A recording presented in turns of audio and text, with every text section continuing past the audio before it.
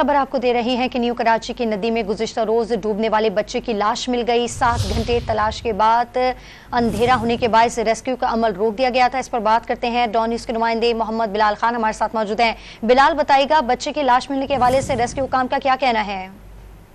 बिल्कुल, देखिए new Karachi sector 7 में 5 साल बच्चा नदी में गिरने का वाक़या पेश आया था।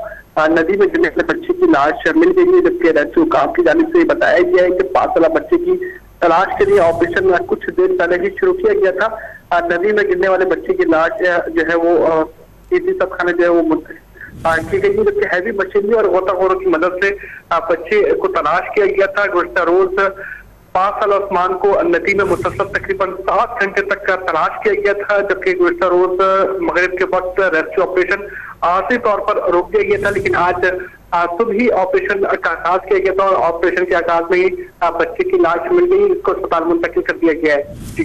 बहुत शुक्रिया तफसीलात देने के लिए मोहम्मद बिलाल आपका।